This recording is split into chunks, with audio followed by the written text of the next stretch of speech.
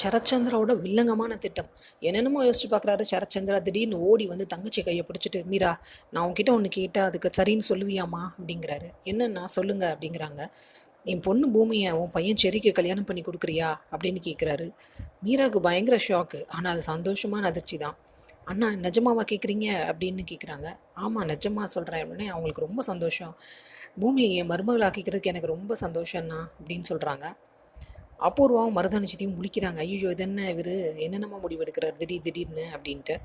ஆனால் உண்மையிலே ரொம்ப சந்தோஷப்பட்டது நட்சத்திரா தான். பாடா, ரூட்டு கிளியர் ஆயிடுச்சு அப்படின்னு. இது பார்த்துட்ருக்க கேபிக்கு ரொம்ப ஷாக் ஆகுது. அவர் போய் சாரதாக்கு ஃபோன் பண்ணி ககன் எப்படி இருக்கான் அப்படின்னு கேட்குறாரு. அவன் பாரு, அவன் கல்யாணத்தை அவன் நிறுத்தினதுனால இங்கே என்னென்னலாம் நடக்குது அப்படின்னு சொல்கிறாரு. என்ன அப்படின்னு கேட்குறாங்க சாரதா. அவன் கல்யாணத்தை நிப்பாட்டினதுனால இங்கே பூமிக்கெல்லாம் கல்யாணம் ஃபிக்ஸ் ஆயிடுச்சு அப்படின்னு சொல்கிறாரு. நீ சாரதா ஷாக் ஆகிறாங்க. கல்யாணத்தை நிப்பாட்டினது ககன் கிடையாது, பூமி தான் அப்படின்னு சொல்கிறாங்க. அவருக்கு உடனே ஷாக் ஆகுது. நீ என்ன சொல்கிற அப்படின்னு. அவள் தான் வந்து ஒரு கண்டிஷன் போட்டா, கல்யாணத்துக்கு அப்புறம் வந்து ககன் அங்கே தான் தங்கணும்னு, அதனால தான் இந்த கல்யாணம் நின்றுருக்கு அப்படின்னு சொல்கிறாங்க. அவர் என்னால் நம்பவே முடியலையே அப்படிங்கிறாரு கேபி. அவள் தான் நிப்பாட்டியிருக்கா, ஆனால் ஏதோ ஒரு காரணம் இருக்குது. அவளுக்கு தான் அவங்க அப்பானா தானே உயிர். அவர் என்ன சொன்னாலும் அவள் கேட்பாள்ல, அவர் தான் ஏதாவது சொல்லியிருப்பார், அதனால தான் இவன் முடிவு எடுத்திருக்கா அப்படின்னு சொல்கிறாங்க சாரதா. அப்புறம் அவர் இந்த ஷாக்கான நியூஸை சொல்கிறாரு. மாப்பிள்ளை யார் தெரியுமா, நம்ம செர்ரி தான் அப்படிங்கிறாரு. உடனே சாரதாவுக்கு ரொம்ப ஷாக் ஆகுது. பூமி எப்படி ஒத்துக்கிட்டா அப்படின்னு கேட்குறாங்க. அவர் சொல்கிறாரு, பூமியையும் கேட்கல, செர்ரியையும் கேட்கல, சரத்சந்திரா தான் முடிவே எடுத்திருக்காரு அப்படின்னு சொல்கிறாரு. இதை பற்றி கொஞ்சம் பேசணும் அப்படின்னு நினைக்கிறாரு சாரதா கிட்ட. ஆனால் நான் இதை பற்றி பேச விரும்பலை அப்படின்னு சொல்லிட்டு சாரதா வந்து ஃபோனை கட் பண்ணிடுறாங்க. அவங்களுக்கு அவ்வளோ ஒரு மாதிரியாகவே இருக்குது. உடனே நேராக ககன் கிட்டே போகிறாங்க. ககன், ஒன்று பேட் நியூஸ்டா அப்படிங்கிறாங்க. என்னம்மா குட் நியூஸ் பேட் நியூஸ்னு, எனக்கு எல்லாம் ஒரே மாதிரி தான் இருக்குது, சொல்லுங்கள் அப்படின்னு சொல்கிறாரு. பூமிக்கு கல்யாணம் நிச்சயம் ஆயிடுச்சுடா அப்படிங்கிறாங்க. அவன் சொன்னதும் லைட்டாக ஜெர்க் ஆகுறாரு. சரிம்மா, இப்போ என்ன, கல்யாணம் தானே ஃபிக்ஸ் ஆயிடுச்சு, ஆகட்டும் அப்படிங்கிறாரு. மாப்பிள்ளை யாருன்னு சொல்லட்டுமாடா அப்படின்னு கேட்குறாங்க. பார்க்குறாரு, செர்ரி தான் அப்படின்னு சொல்கிறாங்க. இதை கேட்டது தான் அவருக்கு ரொம்ப ஷாக் ஆகுது. இந்த சரத்சந்திராவை பாருங்களேன், சேலஞ்ச் பண்ண மாதிரியே கல்யாணத்தையும் நடக்க விடலை, பூமி மனசையும் மாற்றிட்டு அவளை அங்கேயே வச்சுக்கிற மாதிரியும் பிளான் பண்ணி இப்போ செர்ரிக்கு கல்யாணம் பண்ணி கொடுக்குறாரு பாருங்க. அந்த ஆள் பயங்கரமான ஆள் தான் அப்படிங்கிறாரு. இந்த விஷயம் எதுவுமே செர்ரிக்கும் தெரியாது, பூமிக்கும் தெரியாது. இந்த பக்கம் வீட்டில் செர்ரி வெளியில் போயிட்டு வர்றாரு.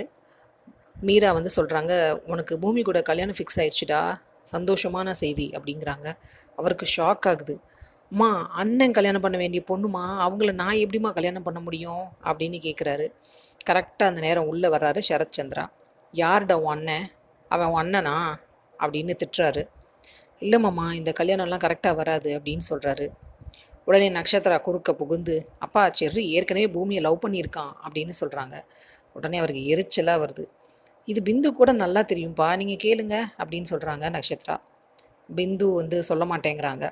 அதுக்கு நட்சத்திரா சொல்கிறாங்க, பாவம் பிந்து, அவளுக்கு ககன் அண்ணனுக்கும் செர்ரி அண்ணனுக்கும் நடுவில் மாட்டிக்கிட்டு யாருக்கு சப்போர்ட் பண்ணுறதுன்னு தெரியலை அப்படின்னு.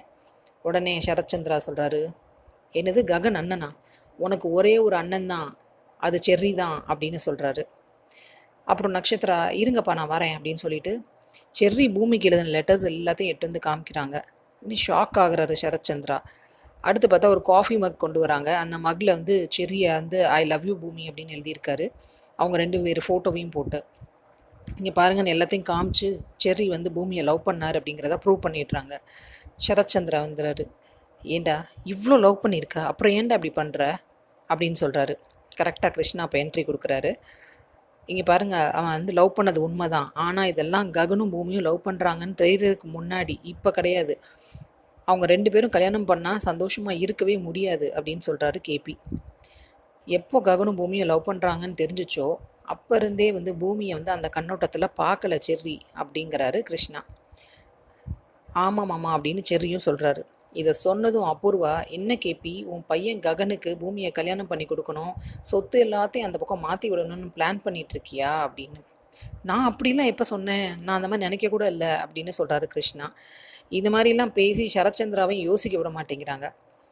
அப்படிலாம் இல்லை மாமா, நான் கல்யாணம் பண்ண முடியாது மாமா அப்படின்னு சொல்லி காலில் விழுகிறாரு செர்ரி. நீங்கள் என்ன சொன்னாலும் செய்கிறேன் மாமா, நான் பூமியை மட்டும் கல்யாணம் பண்ண வைக்காதீங்க அப்படின்னு சொல்கிறாரு. அதுக்கு சரத்சந்திரா சொல்கிறாரு, அபூர்வா ஒரு இதில் விஷயத்தை கலந்து கொண்டு வா, குடிச்சிட்டு சாகுறேன், இந்த கல்யாணம் நடக்கலைன்னா இப்போ அதான் நடக்க போகுது அப்படின்னு சொல்லிட்டு போயிடுறாரு. எல்லாருக்கும் ஒரே ஷாக்கு. செர்ரி என்ன முடிவெடுக்க போகிறாரு, பூமி கேட்டாங்கன்னா என்ன முடிவெடுப்பாங்க, வெயிட் பண்ணி பார்ப்போம். சீரியல் அப்டேட்ஸ்க்கு எங்கள் சேனலை சப்ஸ்கிரைப் பண்ணுங்கள். மீண்டும் அடுத்த அப்டேட்டில் சந்திப்போம்.